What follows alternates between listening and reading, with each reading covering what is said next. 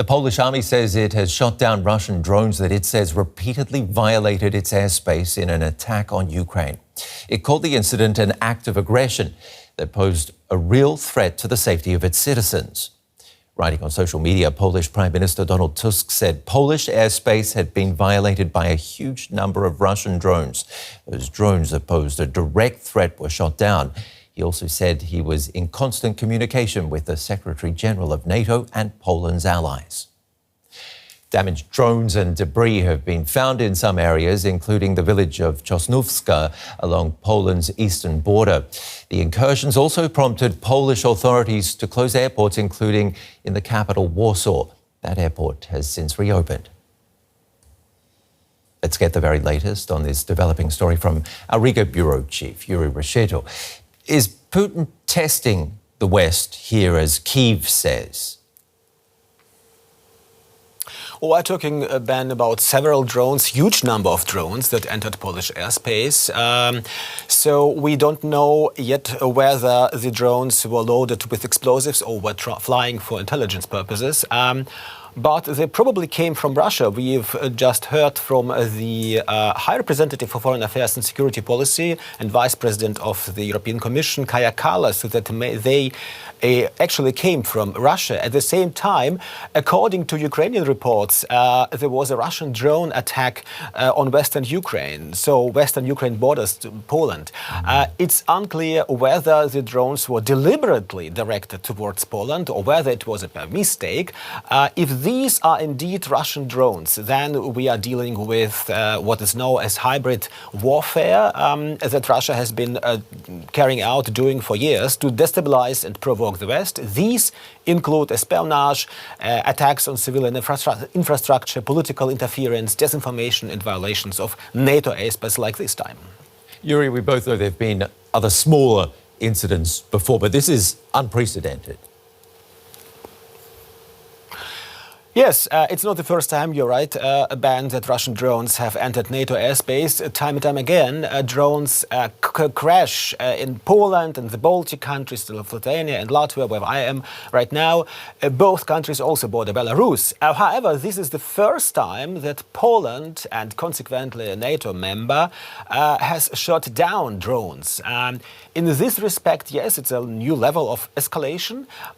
NATO has reacted calmly so far. The Western alliance doesn't allow such provocations to drag it into a war with Russia. But the matter may be this time related to the Russian military exercises, Zapad, which are scheduled to begin the day after tomorrow, Friday, in Belarus.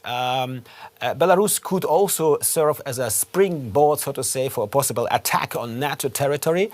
The military drill, will most likely reveal what Moscow envisions a war against NATO would look like.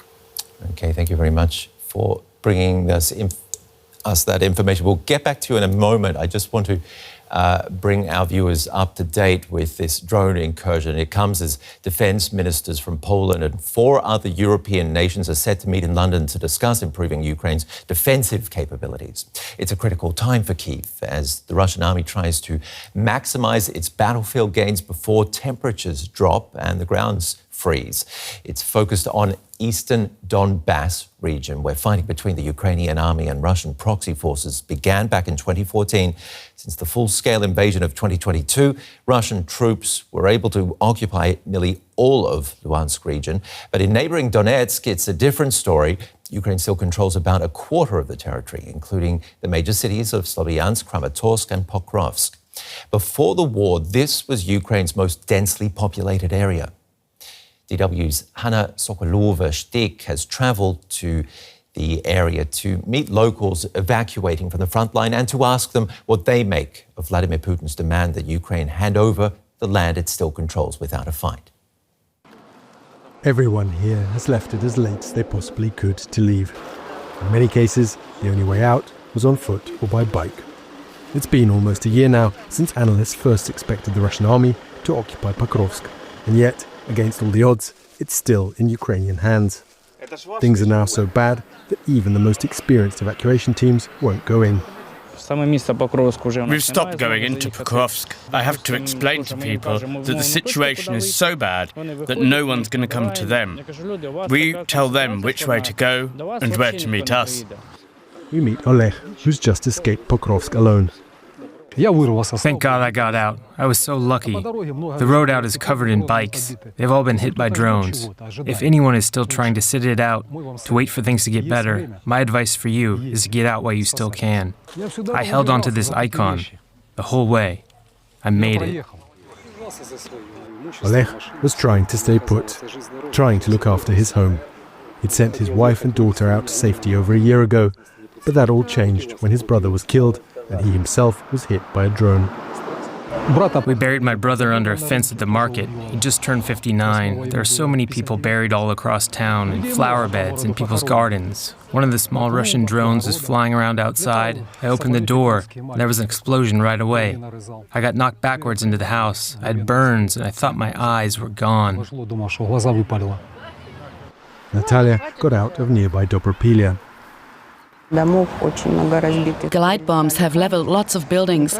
It's not just the occasional drone. Thankfully, the residents were already gone. It feels like everyone in the town just decided to pack up and go. An hour's drive away in Kramatorsk, the mood is very different. Russian troops are, for now, still more than 20 kilometers away. We asked the locals what they make of Russian demands, echoed by some in Washington, to hand over their town without a fight. No one is going to give up our region to that terrorist, period. Putin is a terrorist. Today he says he wants Donetsk region. Tomorrow it'll be Lviv. Next week it'll be Kyiv. It's never ending. We're Ukrainian. Putin's got no business here. He should stay in Russia. I was born here in the Donetsk region. Of course I'm against them taking Donetsk and Luhansk. But not everyone's so sure. Vasil just escaped Russian-occupied territory. Why should we hold on to this region if so many people are getting killed? Have you been to the front line? I just got out a week ago. Everything I had was destroyed. There's nothing left.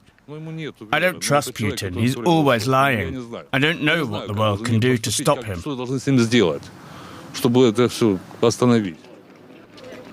Vladimir Putin showing no sign he's interested in a deal, and Donald Trump's diplomatic efforts going nowhere, most people here in Ukraine can't realistically see an end to the fighting anytime soon. Even if many in the rest of Europe want to believe that this war is almost over. Yuri, tell us a bit more about why Putin specifically wants Donbass so badly. Well, Ben, for Putin, Donbass hasn't been the main target for the last 3 years only. Putin has been trying to bring eastern Ukraine under his control for many more years. Back in 2009, when he was still prime minister in Russia, he announced that if Ukraine were ever to join NATO, it would do so without Crimea and without the East. So this means that plans to seize these territories are at least 16 years old. In March 2014, Putin sent his military into Crimea and annexed the peninsula. Then in April, months later, 2014, Russian-backed separatists proclaimed the creation of the so-called People's Republic of Donetsk and Luhansk, and the war in Ukraine began, 2014. The Russians had already started issuing Russian passports to the residents there, and at the time. Then the invasion in 2022 was done under the pretext of protection the so-called Russian population. So then there were so-called elections in these areas. Everything was used for propaganda purposes, and yet, even so many years later, Moscow does not control, obviously, the entire Donbass.